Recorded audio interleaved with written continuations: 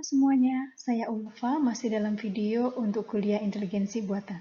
Video ini adalah video kedua untuk materi Intelligent Agent yang membahas mengenai pemodelan agent. Sekarang kita melihat sebuah persoalan yang cukup sederhana, yaitu dunia agen penghisap debu.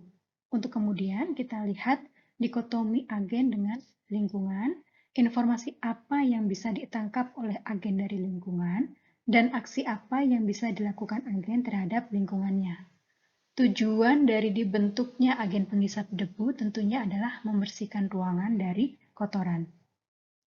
Terdapat dua buah ruangan, yaitu ruangan A dan ruangan B. Agen penghisap debu berada pada ruangan A. Agen dirancang untuk dapat menangkap dua hal dari lingkungannya, yaitu lokasi dan isi atau keadaan ruangan. Jadi, dari gambar tersebut, persep yang ditangkap oleh agen penghisap debu adalah lokasi berada di ruangan A dan keadaannya kotor. Aksi yang bisa dilakukan agen melalui aktuatornya juga didefinisikan oleh perancang agen dari awal. Untuk kasus ini, aksi yang bisa dilakukan oleh agen adalah left, yaitu bergerak ke kiri, right, yaitu bergerak ke kanan, suck yang artinya hisap kotoran, atau tidak melakukan apapun. Dalam hal ini direpresentasikan dengan no op. Dari slide sebelumnya, kita tahu bahwa agen harus memiliki kumpulan persepsi atau kondisi atau state yang bisa ditangkap oleh agen melalui sensor yang dirancang ada dalam agen. Jadi, kita perlu memodelkan ruang persepsi agen. Kemudian, aksi apa saja yang bisa dilakukan oleh agen untuk mencapai tujuannya juga harus dirancang dari awal. Jadi, kita perlu memodelkan ruang aksi untuk agen.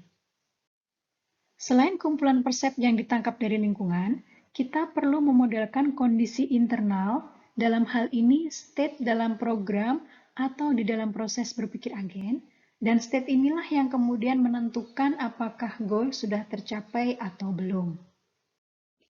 Karena state ini mungkin berbeda representasinya dari kondisi yang ditangkap oleh agen, maka perlu ada fungsi yang memetakan state ke dalam suatu kondisi yang bisa ditangkap oleh agen. Misal, kondisi banyak kotoran dalam suatu ruangan direpresentasikan sebagai state dengan nilai X, sedangkan persep ruangan dalam keadaan bersih direpresentasikan sebagai state Y. Tujuan agen adalah mendapatkan ruangan dengan state Y.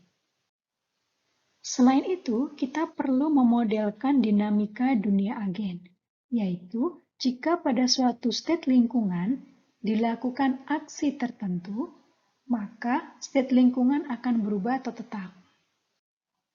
Sebagai contoh, untuk dunia agen penghisap debu, jika pada suatu state X, dalam hal ini ada kotoran di ruangan, dan agen melakukan aksi suck atau hisap, maka state lingkungan berikutnya yang dipersep oleh agen menjadi Y karena ruangan menjadi bersih setelah dilakukan aksi hisap. Lalu, bagaimana kita menilai bahwa agen yang kita rancang sudah baik atau sesuai harapan?